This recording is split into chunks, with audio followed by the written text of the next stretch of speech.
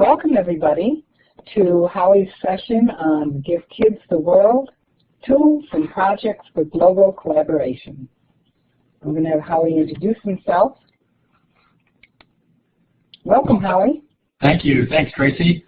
Tracy and I have been chatting here with Amy and Steve and others about some global trends, and thank you everybody for coming.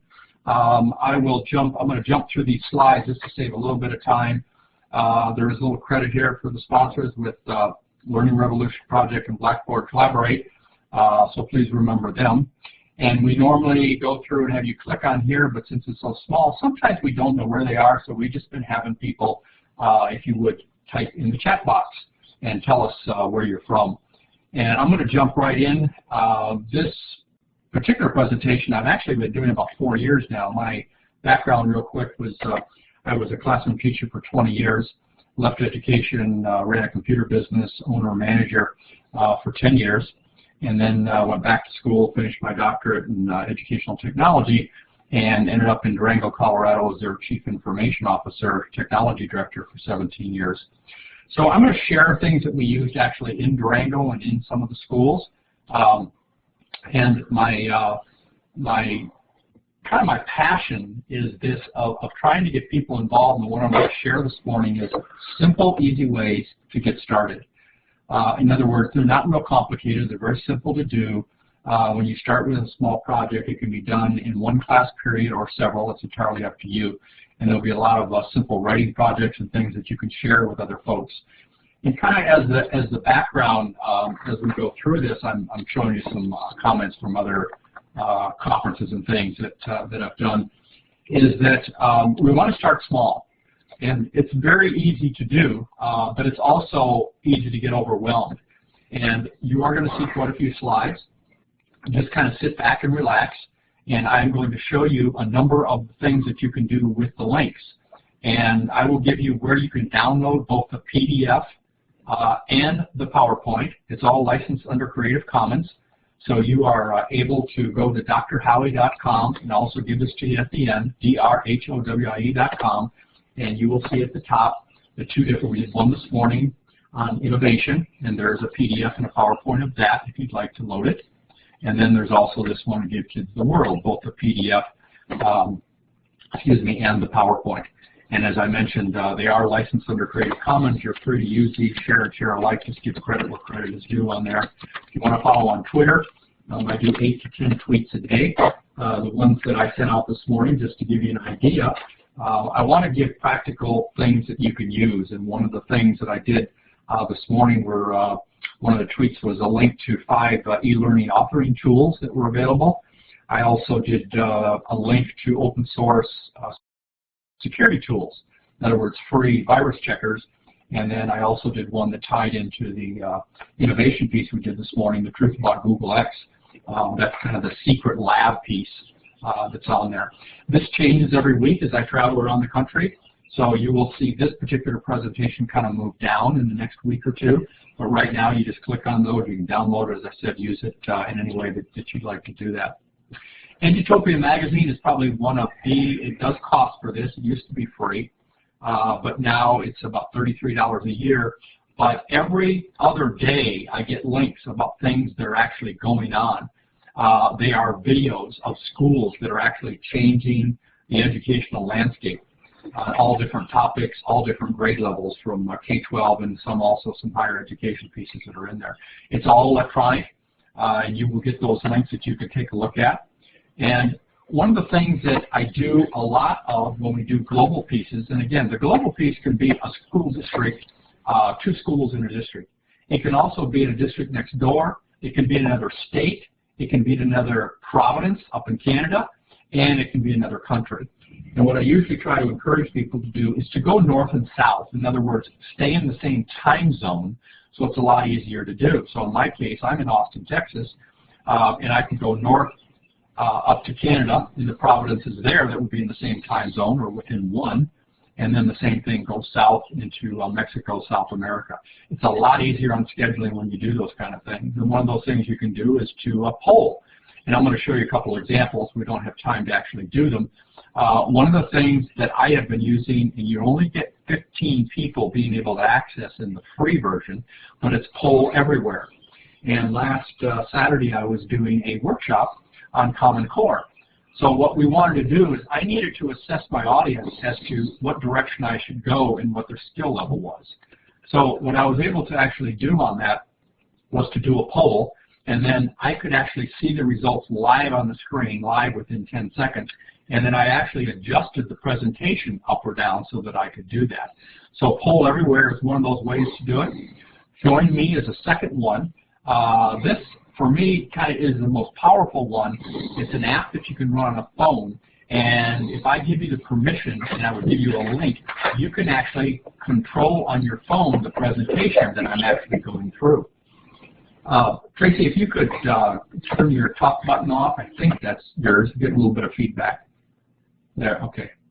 Thank you very much. So Join Me lets me send to you, so you can control on the screen, you can move things backwards and forward, you can actually run the presentation if you want there to do that. It is free. Now if you want more control or more people can connect, there is a cost associated with that, and that's called Join Me. Another way to use the back channel, this is the one I use in all when I do a lot of keynotes when we have 4,000 or 5,000 people in the room. I use the back channel, and I use today's meet. I'm not going to really use it right now, but it is there if you want to see what it looks like. And basically what you do is you get to make your link, whatever you want to call it. And in this case, I just put Global Learning number 3. It was the third time that we had done this. And what it looks like is this. After you create, it says make a room, and then it says who are you? And then you put your name in there. And then in this case, you can see I've already put the question in. I did that ahead of time. It says, tell me about any collaboration sessions. So what I'd like to do in the chat window is just tell us in a few words if you have any collaboration projects that you're doing with somebody, somewhere. Just tell us about that. In other words, I'm in Texas and we're doing a project with the students in Mexico, or maybe it's just in the school district next door. So if you'd like to share a couple of those things, please put that in the chat window. I'm doing a project with. And then we're not going to do it, as I said, in today's meet, but that's just another way that you could actually do that. So put that in the chat window. Tracy's going to kind of monitor that. We'll come back to that in a few minutes. By the way, the other one was also free. Today's meet is free. Steve Hardigan started this many years ago. Steve and I met about, I think 5, 6 years ago, and have done some things together. And this is kind of one of the go-to places that I just use all the time in Classroom 2. And what I really like about it are 2 pieces. Well, 3. One, it's free. 2 is the forum piece where we can post a question, and I'm amazed at how quick people come back. And number 3 is the groups. So if you were, for example, looking for a global project partner, or you wanted to do a cell phone policy or institute a one-to-one, you can go into groups and pose that question, and you're probably going to find an answer there of somebody that has already done that. And the amazing thing is how much people share that's in here. In other words, don't reinvent the whole wheel again and write a cell phone policy. You're free to use our district, just change and give us credit for making the initial one. So Classroom 2 is a great source for that. If you're looking for other material, Curriki is a great resource for curriculum material. And what you can do is to go to it, and you can go by grade level and content area. There's also, in this case, since we were doing this on Saturday, I just grabbed this slide, and I type Common Core, and then it says what subject, so I could have put math or science in there, and then I could have put grade level, and all those things would have come up. There's over 200,000 pieces in here for lesson plans, links, and things that you can use with it. That's called Curriki. And again, as I said, when you download this, don't worry about writing all the links down. They are hot. In other words, when you get this, when you put your mouse over www.currikly.org and click on that, it'll take you directly to that site. So EduHound is the second one. EduHound has been around a little bit longer. It's a little bit busy, as you see on their slide, but everything is, as you scroll down, you will find it in all the different areas.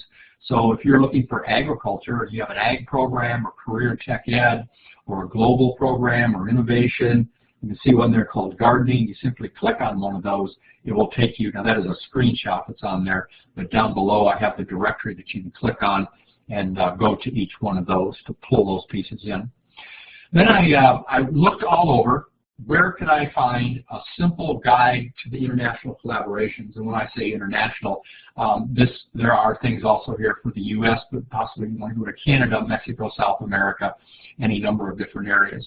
And it's a great guide, and the link is directly there.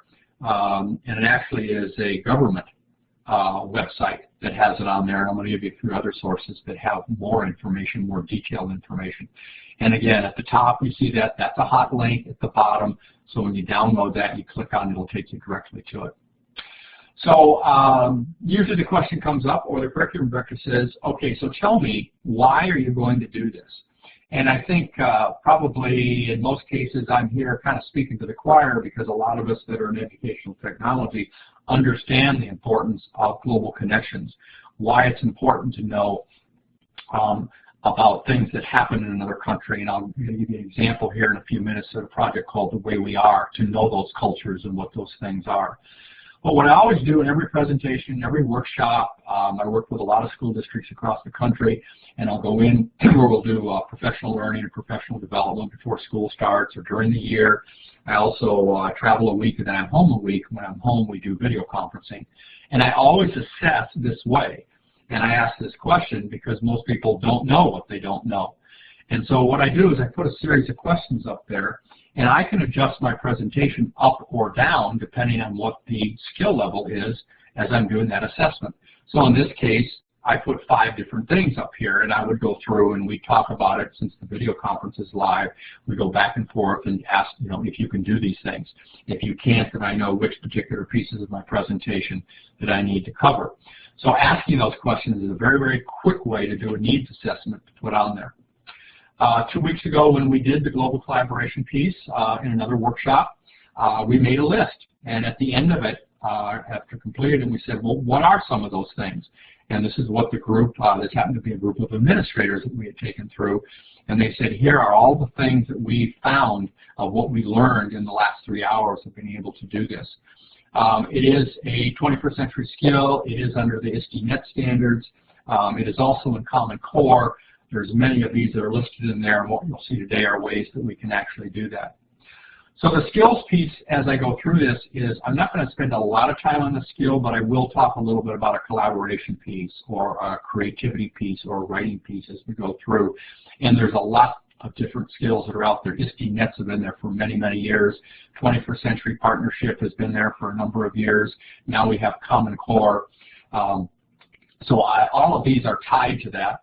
And then what I wanted to do is to give you, and you will see several of these slides. I won't stay here very long on this, but what I want you to be able to do is to go back later and click on this and look up. These are links to articles that people have sent me. I have about 5,000 people on Twitter, and every day I get things. So I'm always looking for resources and adding those things to it, and then also either retweeting or finding some new things to put out there. So there's some links for you.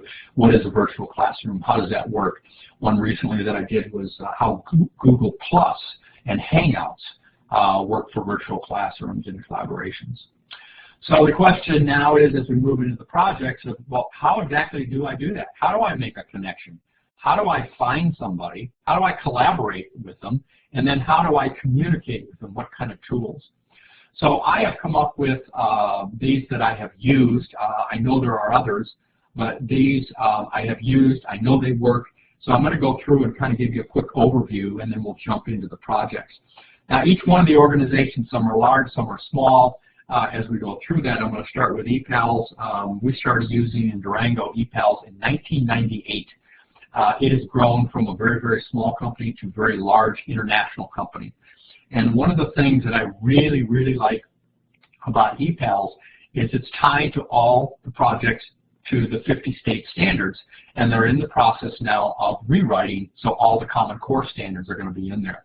They used to have 6 projects, and they went to 12. Now they have over 100 different projects. So all the things that are in here are Web 2.0. You can do this very simply in a couple of days if you want to, but the districts that I talked to, and ours included in Durango, was once we started doing this, there were many things that went on for months, not just a few days. Very, very powerful piece that's in there. Over 200 countries. Basically what you do is you find a location. In other words, remember I said go north and south. So let's say I wanted to do something in Calgary, Canada. So I can click on a map of that and then find a project and then find a classroom to connect on it. You do put a profile in. In other words, I'm a third grade teacher and I'm looking to do something on Antarctica or whatever the particular standard happens to be, and you can connect with that. One of the things that will happen is that when you create that profile, many times you will start getting emails saying they'd like to connect with you. So in the chat window, I would like to know if you could figure out, I just did a profile on Epals and I just got 12 suggestions of classrooms that want to connect with me, and they were from Taiwan, China, they were from the Far East in Japan, they were from Italy, they were from Germany, and Scandinavian countries. Why would all of those want to connect with me? So I'll let Tracy kind of watch in the chat box. I'm going to explain what this is, and then I'll come back to Tracy here in about a minute. So any ideas that you may have of why people might want to connect with me? The way the process works is you create the profile, you find a project, letters start with email back and forth.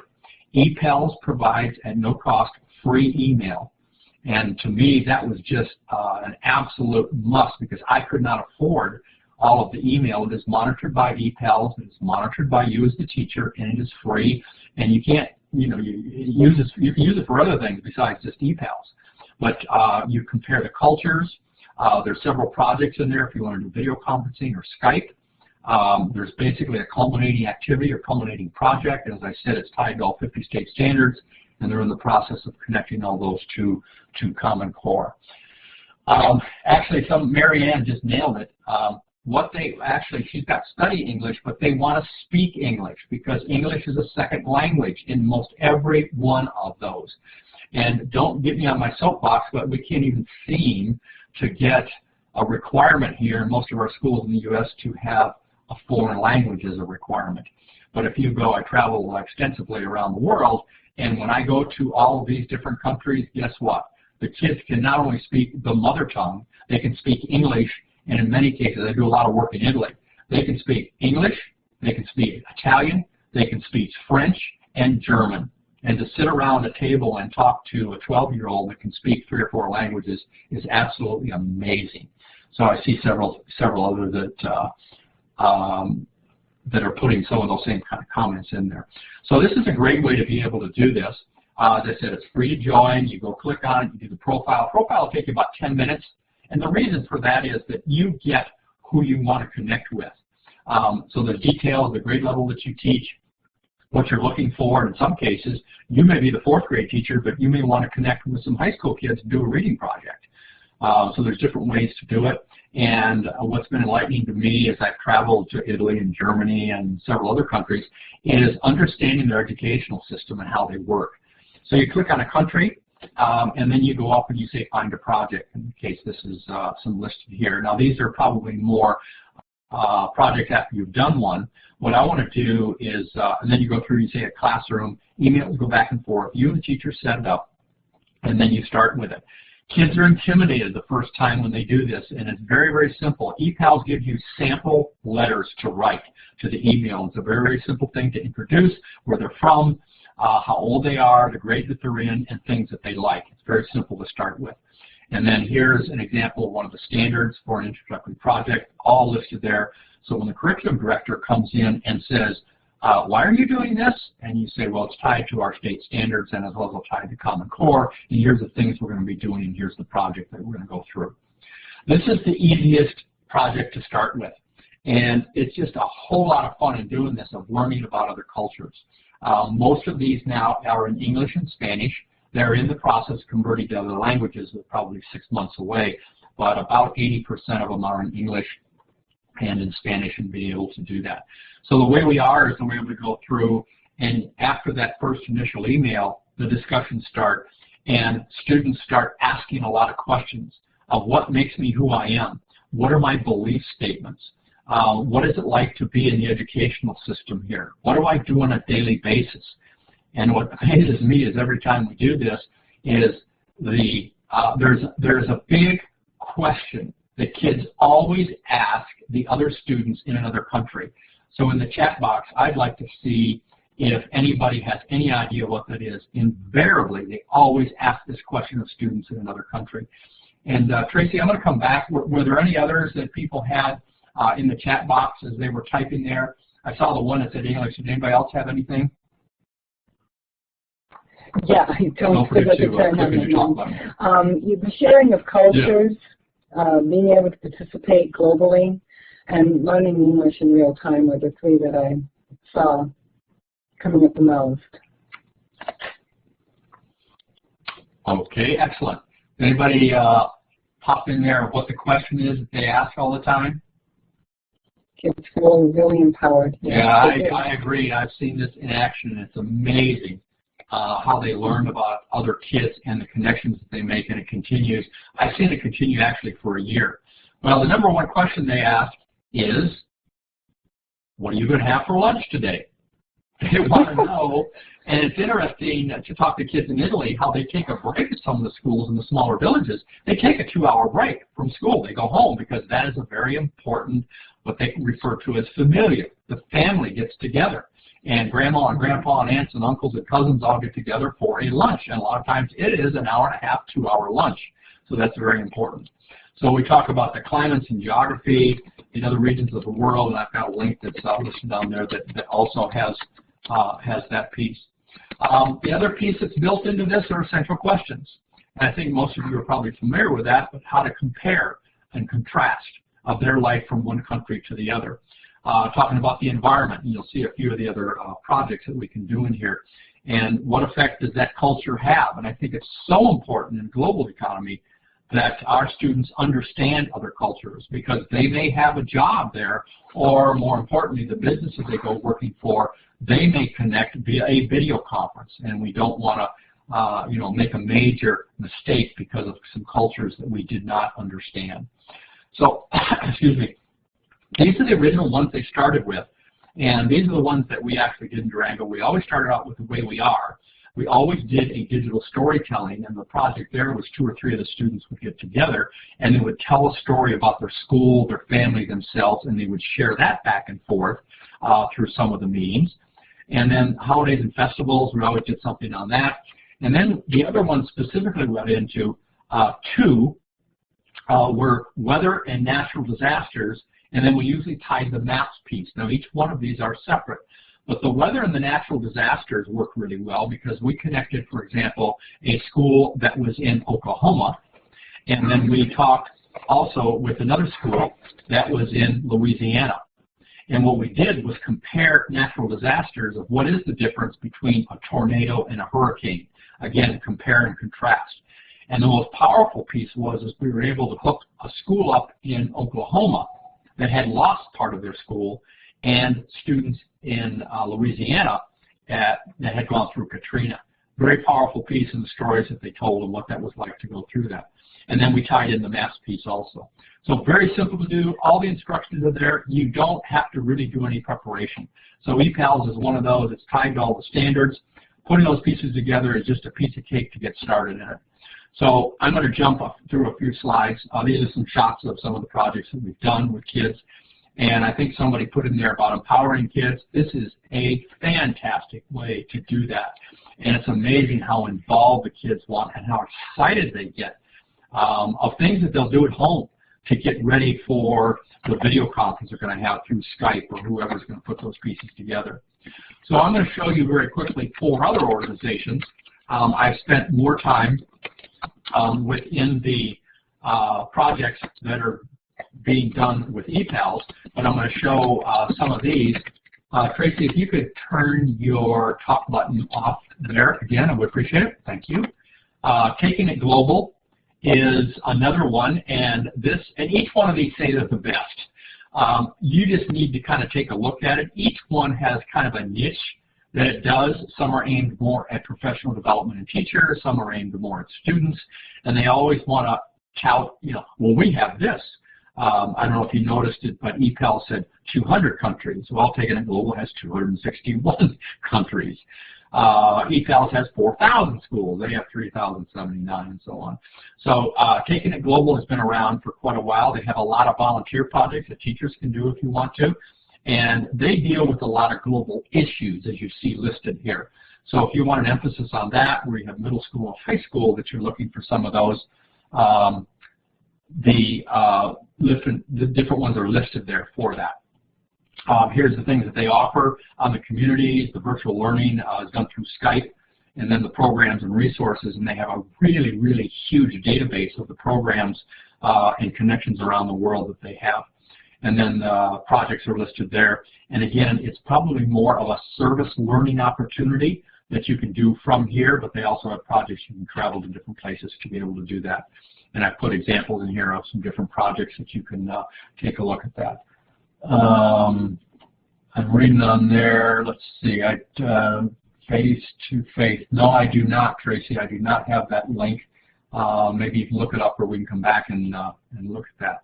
Teachers Without Borders, smaller group, and it's designed more for teachers, and it's designed for projects, say for example, that are in Africa, and things for doing local change. There might be a water initiative.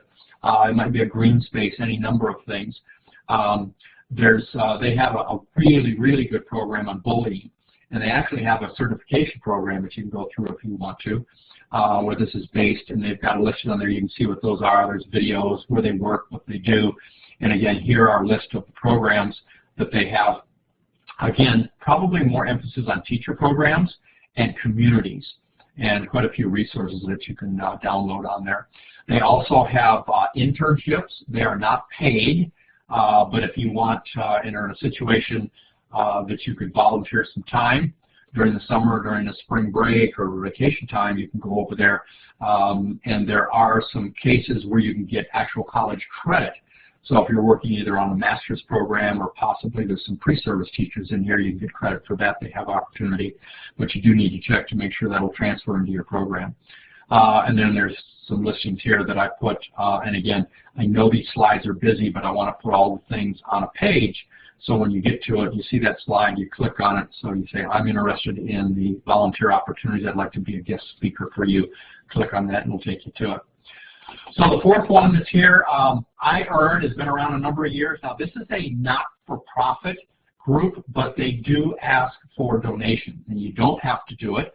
But what I found really interesting was a project that they just did recently, how they had some students from Iran and a moon observation that they had recently that with the eclipse, but also a solar cooking project that they did.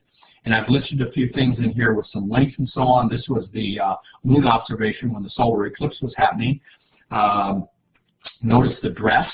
And it would be interesting how many of us that are actually connected here actually understand Iran's culture, what it's around. And this was just so much fun for me connecting with these folks and seeing what they did.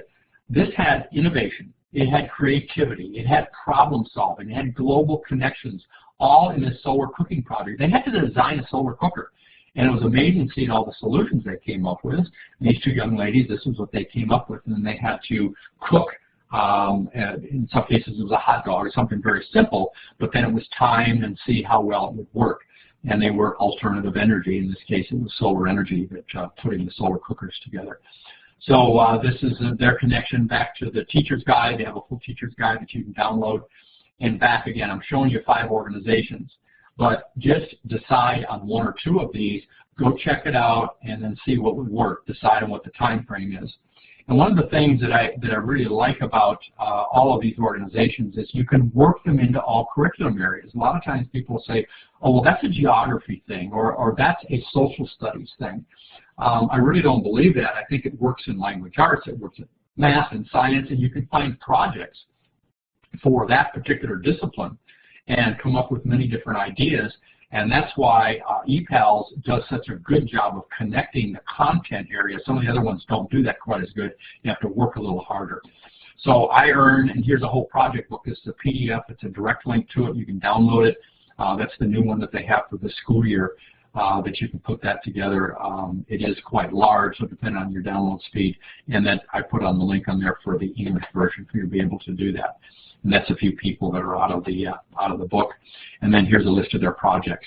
I really like the drop-down menus. It says, okay, I want to do this and this.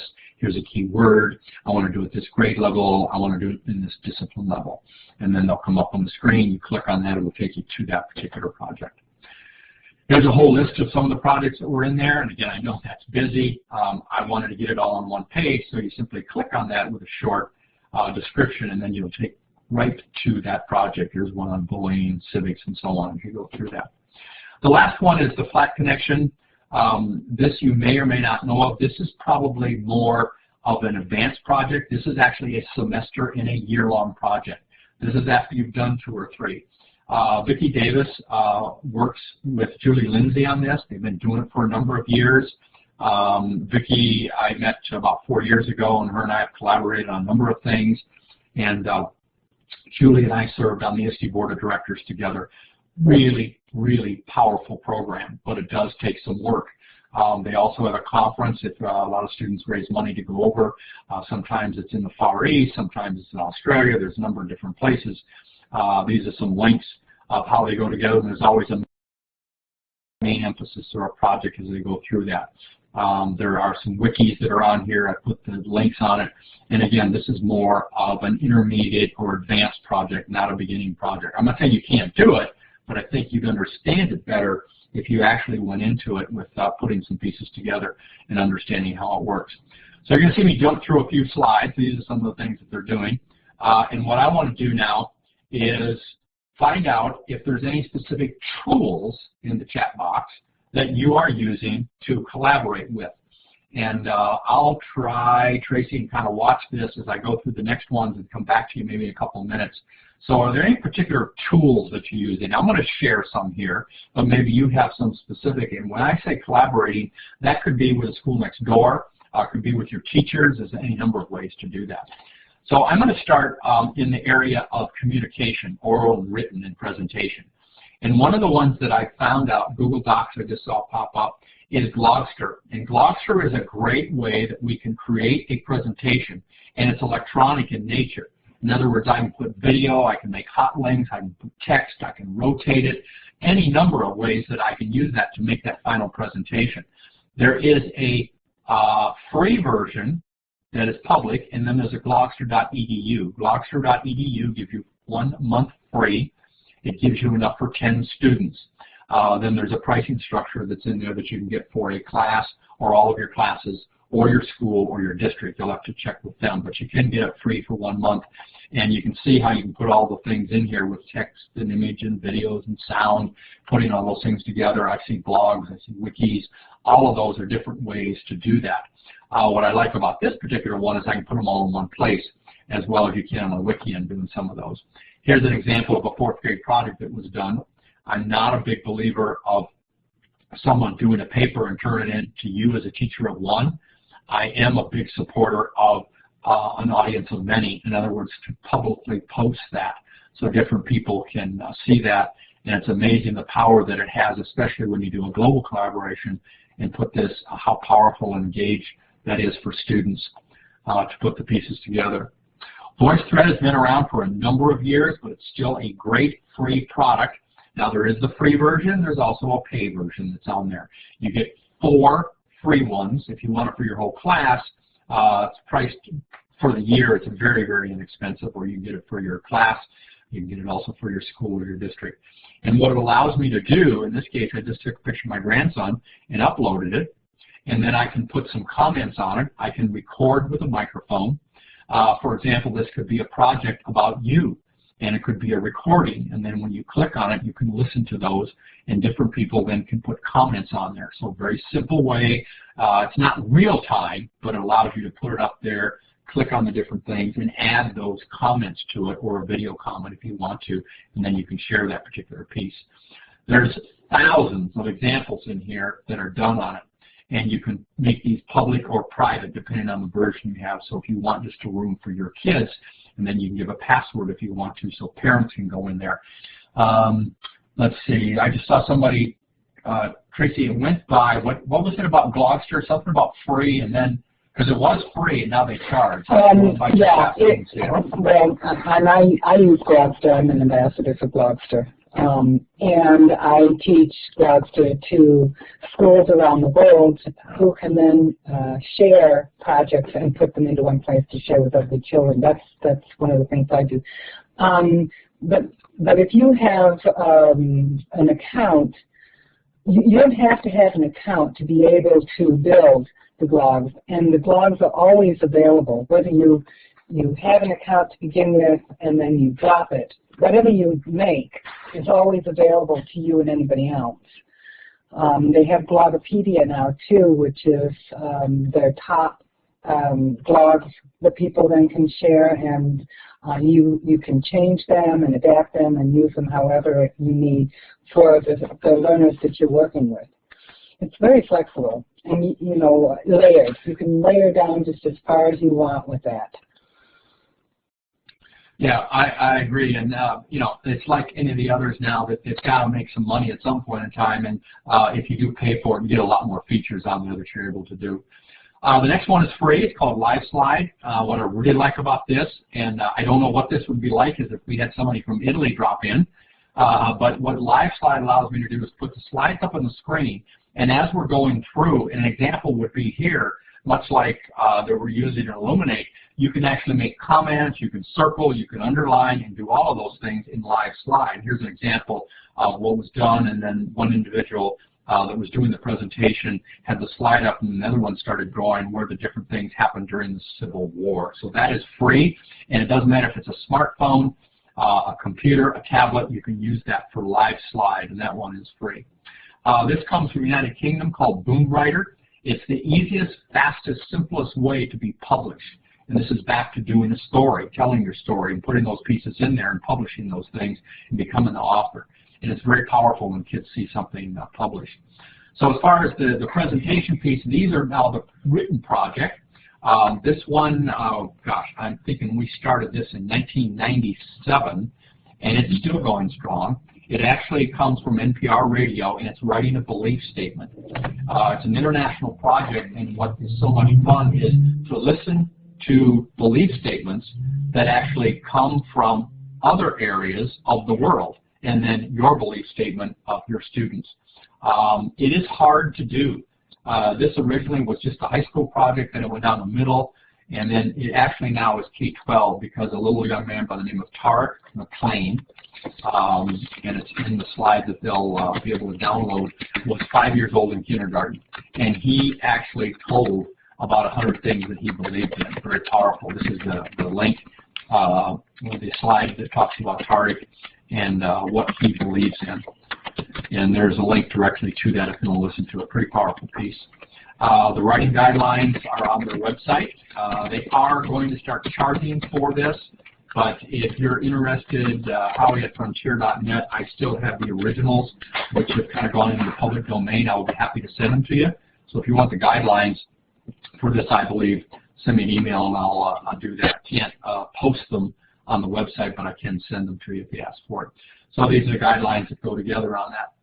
This is always an interesting one, and I'm going to ask people in the chat box to put in here, who are these people? Tracy, you probably know maybe who some of these people are, but some, oh, I just, okay, Tracy, let's see the people that are in the room, if they can name any of those people.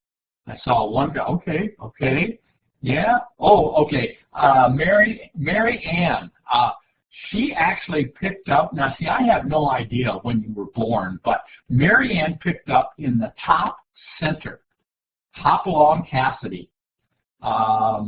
Mary Ann, you know, I think you're only like 22, so how did you know about Hopalong Cassidy? I'm just curious. But yeah, I saw most of them go by. That was Roy Rogers on the left, Hopalong Cassidy, top center, far right, Clayton Moore as the Lone Ranger, Gene Autry, underneath Hopalong Cassidy, and John Wayne to the right. But that's kind of my time frame.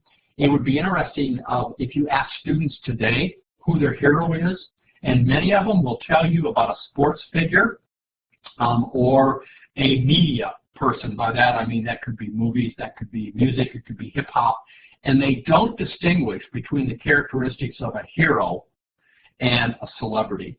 And that's the idea of My Hero Project. Been around for years. I've used it for a number of years. The objectives are in there. I've got listed on the screen: to recognize the characteristics of a hero in a story, to name heroes. I even have on my website, if you want to download it on drhowie.com, there's a session there on superheroes. So if you want to download that one and how that works on it. The second one, besides the My Hero Project, this is called the Digital Hero Book, where you actually publish something, who the particular hero happens to be. Very powerful. And what's interesting is reading who the heroes are in other countries. For example, if you went to Italy or Germany, you would probably find their soccer stars. So you have to ask the question, is this person a celebrity, or they're actually a hero? And reading about those is very powerful. So here's some links to the project book. Here's another one, that picture book maker that I shared this morning. And what I really, really like about this, it's very simple. It's 6 pages, and it allows you to tell a story. And this is the creative writing piece that comes in. And you can animate the characters. It's electronic. You can read it on a tablet. You can do it on a smartphone, on a computer. Doesn't matter if it's an iPad or an Android device. And you make 6 pages and only 2 lines of text. So it's very, very simple, but really, really fun. And to share those in 2 different countries or 2 different cultures. Boom Writer, it also comes from the United Kingdom. This is the way to write and make some stories. And then the last one that's on here before I move to the next part is actually called The Best Part of Me. And what the best part of me actually is, when I first did this, I wasn't sure. I was doing it in Durango, and I introduced it to my staff. We had 12 people that were technology support people, plus our technology coordinators. And I introduced it, and I said, what are you most proud of? What physical feature of yourself? And to do that, a lot of them hadn't really thought about that. And then one would say, well, it was my legs, or another was my brain, or my hair, or my eyes. Well, that's the whole idea behind this. The best part of me is to pick a physical feature or attribute. And what you do is you write, but what you write differently is a poem. And where this becomes very powerful is depending on the grade level. We've done this down to 3rd grade. And as you move up into high school, you can get into the different types of poetry. Now, for the younger kids, you'll see an example here. It's just a matter of rhyming some words. But when we get into different types of poetry, as we move up in the middle school and high school areas, there's a lot more things that we can do. And the idea is to write a poem and then take a photograph of that particular one. So in this case, this young man, his name was Andrew, and it was all about his legs. Now, Scholastic actually published a book. That's where the original idea came from. I've modified it a little bit, but you can go to the Scholastic website and see that. So this is Andrew, and here's what's really interesting that I thought was in the book, and I'm pretty sure they wouldn't stretch this, but notice the name of Andrew. His name is Andrew Leahy, and it's My Wonderful Legs. Notice that it's printed. This is about 4th grade, if I remember right. Legs, legs, you carry me a long way. You hold me up when I'm out to play. Notice the connection in the words. Legs, legs, you're so strong, so that I'm not able to run very long. You get very tired when I rollerblade, but you still go on. That's how strong you are made. Notice rhyming with blade. You don't get hurt very easily. I just hate when people call you measly. Short, simple, easy to do, but takes a lot of work to put it together. And again, you share that with that connection if you have a connection in another country or simply in another school that's actually next door. So the last one that I have on here, and then we'll open it up for questions if you have some. I wanted to make sure we left some time, is Journey North. This has been around since 1996. And I'd just be curious if anybody in the chat box can put in there if anybody has heard of Journey North or ever done it. Because it's back in the day where you mailed things back and forth. Oh, Tracy has. Okay. Anybody else? Tracy, we're going to talk about this in just a second. Anybody else done Journey North? Not seen any. So Tracy, tell me about your experience with Journey North. Well, I used it when I put together an alternative middle school, and it allowed us to sort of travel along with. We did it with the monarchs, in particular from New Hampshire, and then down in Florida with the whooping cranes, and yeah, and so it allows well. Being on the spot, it's hard for me to go through, but the sharing along the way, we shared along the way as we went. We picked up different places and actually contacted them for the whooping cranes when they were actually landing in a certain place. We would investigate the area that they were landing in for the environment that they were in to look at that and the track that they were taking and learn more about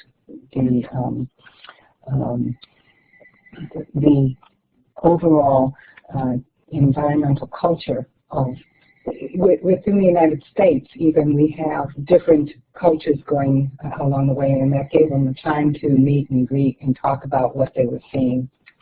Okay, that's with today's technology. You know, you could connect with somebody, for example, where the monarch butterflies are. Or maybe there's something with the gray whales or cranes or, you know, whatever it happens to be. You could actually contact that school and maybe do a virtual field trip, and somebody could go there or with a video camera.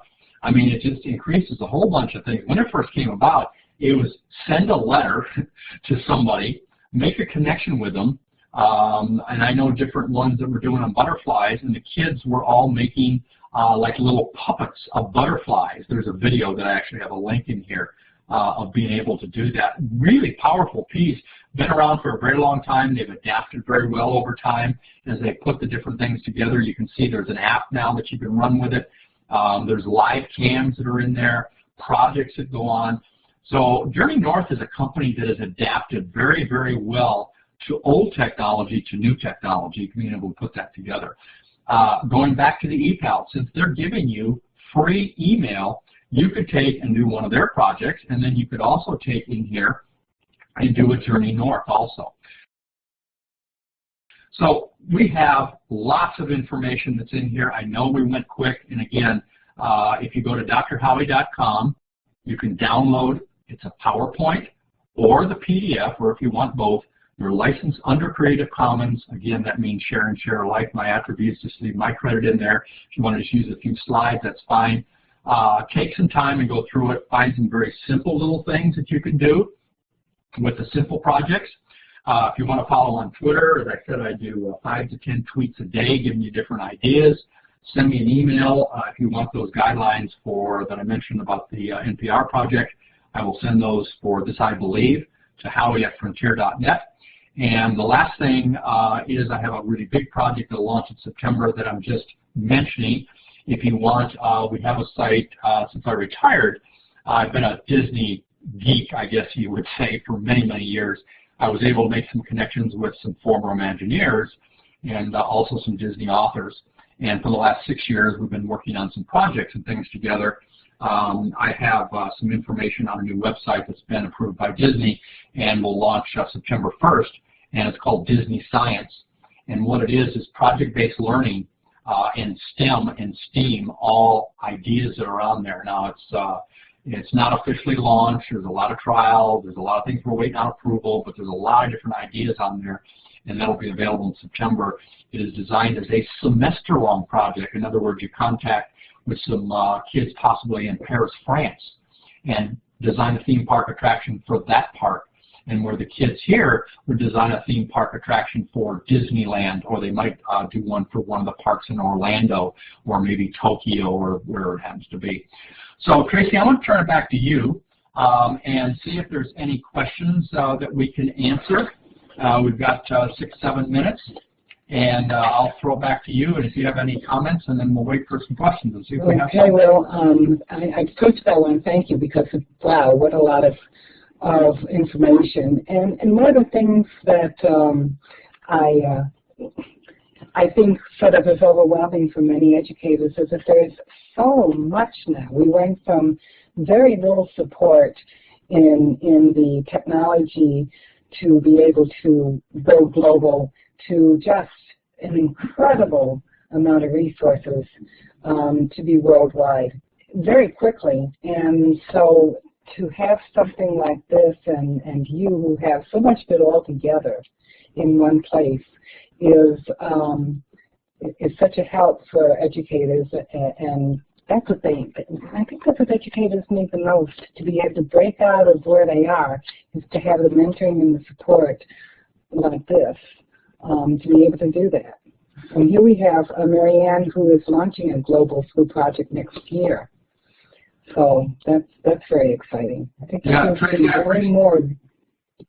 Oh, sorry. I appreciate that, and I mean, my goal since I retired, I have a little more time than when you're a full-time CIO, but I have a little more time to prepare, and that's really one of my passions and goals. Is I want you to kind of have the whole package, not bits and pieces.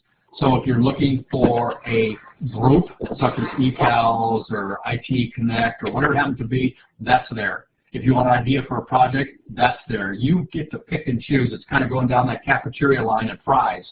I want one of these, I want one of these, and one of these, and you can just go do it. So there's a lot of things, and they're all based on experience and things that we've done, very powerful pieces, and being able to make those connections. And check back every week. The Dr. Howie website changes. The last few months, there are things from METC. We did one there. We did one on Q, on project-based learning. FETC, we had some on Common Core. We had some thing, I didn't even have time to put it in here, but on Google Hangouts, it's another way that you can actually make some connections with it. But with the hour time frame that we have, we got to kind of limit what we do. So lots of good information. You can get a piece at a time. Let's see, I wasn't watching the chat window. Anything else there? No, they really not. We've got checking out worldsavvy.org. Did you know that one? No, I did not. And okay, I'm going to check that right there. It's Project Noah. Project Noah, I know. I use that. Yeah, I'm going to pull up. I'm saving all of these. Okay. And I'll save. And I did have an opportunity for anybody else to, if they happen to sort of multitask, to go to your website and get an idea of what's there. And there's an immense amount of information and things to be able to guide us in our working towards, changing education into a more realistic now time. And thank you. And they're organized on the side, so it'll say like 21st century learning, digital storytelling. People have asked me to categorize it by grade level, and it's just really a little tough because some people say, oh, well, that's third grade, and somebody else says, I did that in first grade. It doesn't. Oh, I'm not so glad you. I'm so glad that you brought up grades. Can we not just eliminate grade levels? I'm there with you. We could talk the next hour on this whole thing. We can, and that's exactly actually what my organization is trying to do, is to eliminate grade levels, because I don't think we can do grade levels anymore. I believe that grade levels is what has caused us to have to label kids because they just don't fit in the right patterns. But the school system, and it's not the teachers. The teachers are just working under the system. And I believe that it's where we're getting so many of our behavior issues now are coming from the frustration of the students who just aren't fitting into the mold and who are probably learning quite nicely outside of the mold. So I think it's time that we allow the teachers to join them and get rid of the grades. Yeah, it's a tough call because we've also got so many other things that are on everybody's plate of trying to get STEM, STEAM, project-based learning, all these things going, and a lot of people are like, please, I don't need one more thing on my plate, right now. No, that's right. That's right. And that's kind of too bad. too bad, and because they look at them as separate pieces, when in fact they really aren't. It's really all together one. You're exactly right. Exactly right. Yeah, and you know, as a longtime educator, and I can tell from the people who have joined us here, particularly if they happen to know who Trigger and are, I'm not 22. We've gone through the system ourselves and been able to see what the issues are and how they can be changed. And I think that as the change is going to come from the ground up, it's going to come from the educators coming together and tipping the scales towards the learners and away from the system. And I think that that's exactly what people are starting to do now. Yeah, and you know, we're probably preaching to the choir in some of these folks, but it's nice to see that there's some people that are launching initiatives and so on. So we are about out of time. If there's any final comments, please put those in the chat box. We've got about 1 more minute before we actually stop the recording. And again, if you'd like to email me with any suggestions, ideas, or things you're doing, I'd just love to hear, love to share. It's Howie@frontier.net. The Twitter ID is DiBlasi, and drhowie.com. And if you're interested in the Disney science things, please check that out for the project-based learning in STEM, and that's disneyscience.com. So, Tracy, I'm going to let you... There's an interesting comment here by Jean, and I'm not sure what she meant. She says, don't be too sure about age in terms of pop culture knowledge. I thought that was an interesting comment. Does Jean want to put something else in there? Let's see what she has to say.